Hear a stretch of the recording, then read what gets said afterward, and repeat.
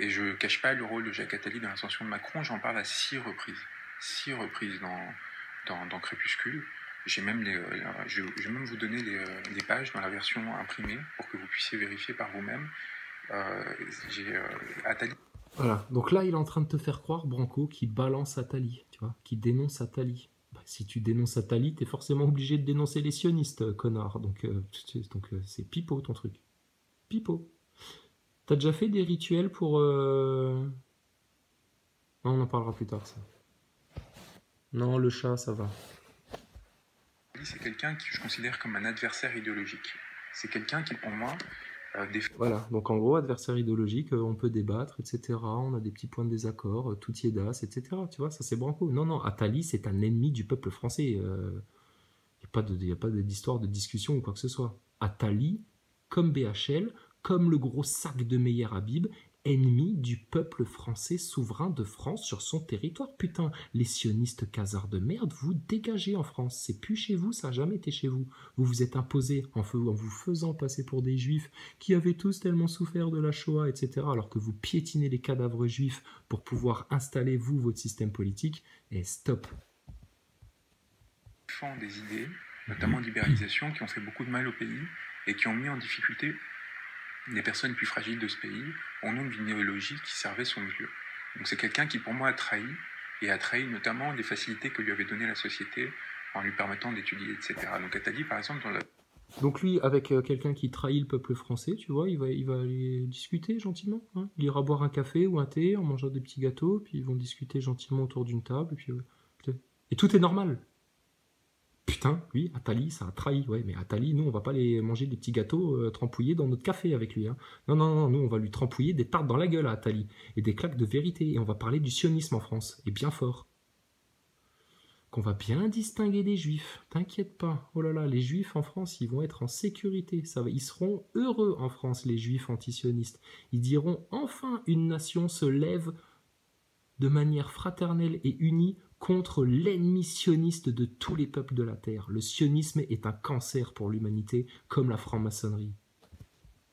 La version imprimée du livre, vous l'avez page 155, 274, 277, 278 et 309. Pareil pour Rothschild, j'en parle à plusieurs reprises. Bon alors, quand le mec, il est obligé de citer les pages de son pauvre livre pourri où c'est écrit en tout gros pour te dire qu'il dénonce Attali, etc., alors qu'il lui suffirait juste de dire Attali, de toute façon, c'est un sale sioniste, il a rien à foutre en France, etc., ce serait réglé. Mais regardez-le, Branco. Et vous savez ce qu'ils sont en train de faire en gauchisant le mouvement gilet jaune, là, comme ça, etc.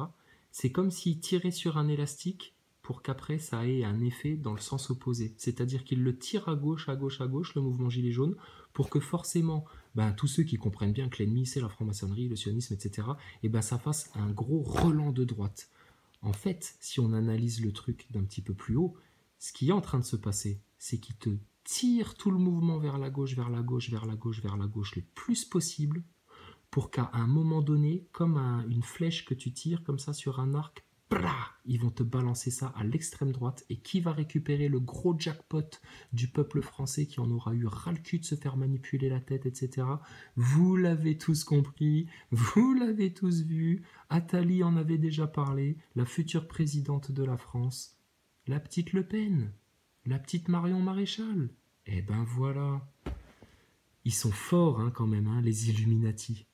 Donc ils te manipulent ton mouvement gilet jaune, qu'ils créent eux-mêmes d'ailleurs, parce que c'est un but bien précis tout ça.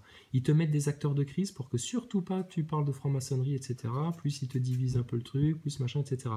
Ils te tirent tout l'ensemble du mouvement à gauche le plus possible, et ils espèrent avec ça que les gens réagissent à droite, et puis voilà. Et puis alors que le gilet jaune, gauche-droite, on a dépassé ça depuis longtemps, ils vont te ramener de nouveau dans ce truc-là, mais avec encore plus de force. Never, no way, man. Non, non, allez tous vous faire un sac, les francs-macs. Vous voient tellement venir, regardez, on est sur notre canapé, tranquille. Et on vous balance tout ça comme ça.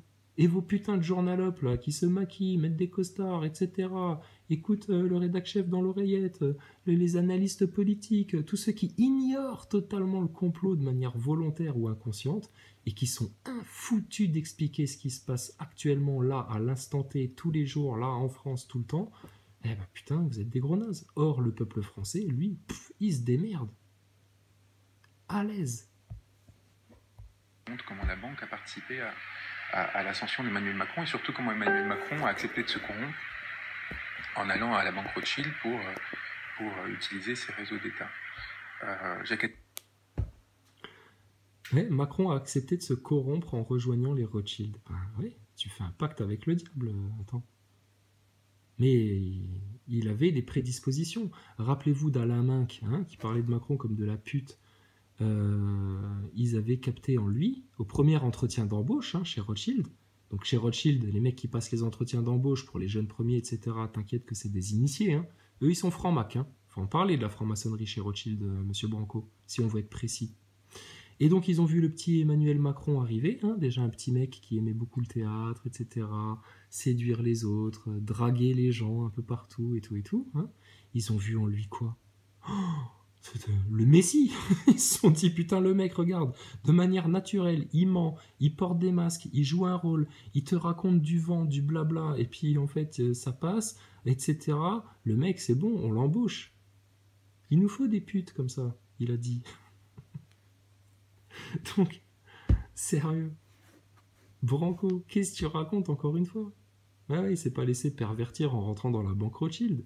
C'est que la banque Rothschild l'a embauché parce qu'il était comme eux. Une saloperie, un menteur, un hypocrite, un manipulateur, etc. Et puis bon, eux, ils l'ont promotionné, ils se sont dit, putain, t'imagines? Tu sais, au bout d'un an qu'il était là-dedans, ils se sont dit, putain, t'imagines si maintenant, avec les leviers qu'on a, hein, tu sais, il se parlait comme Édouard Philippe quand il met la main devant la bouche comme ça. Ils se parlaient comme ça entre mecs de chez Rothschild et ils se sont dit putain t'imagines si demain le Macron là on arrive à le faire monter jusque secrétaire général d'État, ministre des Finances, enfin un truc comme ça. Tu vois le tableau, président? Tu crois que c'est jouable ou pas? Appelle Drahi, appelle Drahi. On va s'organiser avec lui, on va voir ce qu'il fait samedi en 15. Et les mecs ils t'ont monté Macron comme ça, putain. Ah bah comme ça ils ont tous mon email. Ça va, t'es content? Eh ben voilà, moi je m'en fous, j'ai le numéro de téléphone de certains d'entre vous. Vous voulez jouer à ça? Ben venez, on se voit. On vous propose, nous, les vrais gilets jaunes, les vrais gens du peuple et tout, qui discutent en totale liberté d'expression, qui s'engueulent, qui se... Hein, nous, on va bien, nous. On n'est pas en train de monter un sale plan aux Français, un plan de pute. Donc, on est libre avec tout le monde, il n'y a pas de problème. Donc, nous, on est en train de discuter, on aimerait vous proposer, justement, vu qu'il y a une division maintenant... irrévocable hein, entre des gens comme toi et puis des gens comme nous. Donc on vous demande une assemblée générale et on va tout mettre sur la table. Et on va voir si, comme le système, comme BFM TV, LCI, etc., vous fuyez les vérités. Et si vous fuyez ce grand débat là qui doit avoir lieu au sein des Gilets jaunes, ce grand déballage qu'on va déjà faire dans cette assemblée générale là, des Gilets jaunes, eh ben on verra comment vous allez vous comporter vous.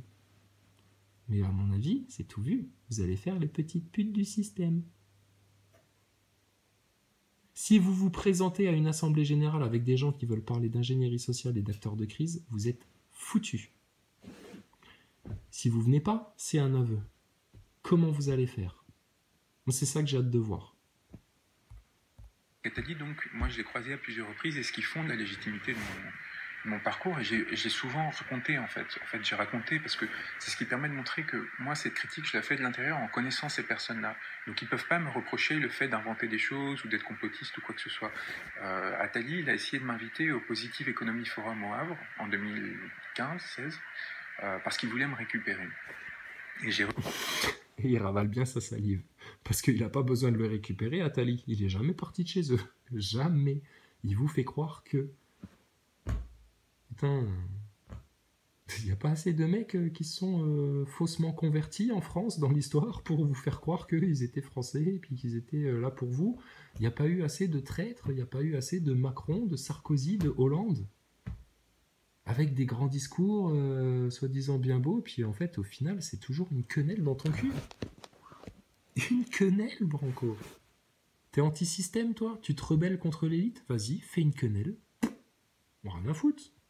C'est pas être pro-Diodo ou quoi que ce soit, c'est aimer se foutre de la gueule du système, la quenelle.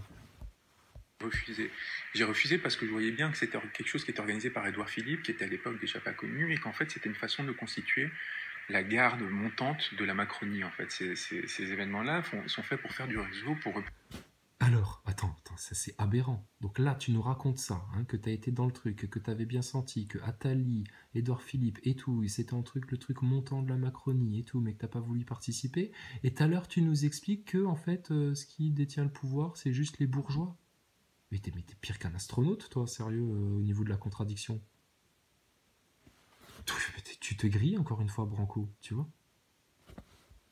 Récupérer les têtes pensantes qu'ils considèrent les plus brillantes et les absorber. Or moi, j'étais complètement opposé à Macron pour des raisons idéologiques, parce que je considérais que ce qu'il faisait, ça allait amener le pays à la catastrophe. Et je l'avais écrit d'ailleurs très tôt, hein, dès 2013 sur Facebook. Alors, mais nous aussi, hein, Macron, on l'a vu venir pareil, et Sarkozy pareil, quand il parle de nouvel ordre mondial. C'est pas nous qui avons fait des discours pro-nouvel ordre mondial, hein, c'est Sarkozy et compagnie. Donc lui, il te fait croire qu'il avait tout vu venir, etc., tout vu venir, mais tu penses, ouais, bien sûr, ouais, tout vu venir, ouais. Bah, explique-le alors. Si tu vois tout venir, vers quoi ça va? Il a cherché à faire quoi, Macron, sur la France? Juste à être con, à casser les couilles? Non, non, non, il y avait un plan des Rothschild pour pousser la France vers la guerre civile, vers le chaos. Parce que leur but, c'était de pousser tout le monde vers la guerre mondiale. Or là, ils changent un petit peu leur plan. Hein, mais on les connaît, tous les trucs qui veulent nous servir, on les connaît. T'inquiète pas. Il y a encore des copies d'écran de ce texto, de ce statut qui circule, mais aussi après dans un texte en 2016, puis après dans un texte très dur dans lequel je prévenais des dérives autoritaires qui allaient arriver. Et Attali a essayé de m'absorber parce que... Alors, tu sais ce qu'il vient de te faire là? Où je prévenais des dérives totalitaires qui allaient absorber. Même dans l'intonation, il te l'a fait façon Attali. Comme Attali qui te dit, oui, mais de toute façon, on avait dit qu'il y aurait une révolution avant 2022, hein, parce que les Français, à un moment donné, auraient besoin de... Il vient de te faire la même chose, Branco. La même. Donc il te fait croire qu'il avait bien analysé le système et tout, sauf que non. Là, il vient de te l'avouer la phrase d'avant, il a bien compris vers où menait toute la Macronie, etc. Et c'est juste qu'il était au courant du plan des satanistes de merde. Comprenez bien une chose, Jack Lang viole des enfants putain pour son bon plaisir et il ricane en pensant à Lucifer et à tout le pouvoir que ça lui donne sur les Français. Il y a des mecs que vous voyez à la télé tous les jours, hein, qui violent des gosses et ça leur donne soi-disant du pouvoir et ils les torturent. Des gens connus qui passent à la télé tous les jours, putain. Donc Branco, on en parle des vraies choses ou pas? Regarde, même ton chat, putain, il se fait chier, il ronfle quand tu parles, bordel. Alors que les chats, tu sais à quel point, putain, ils vivent dans le monde de la conscience, eux.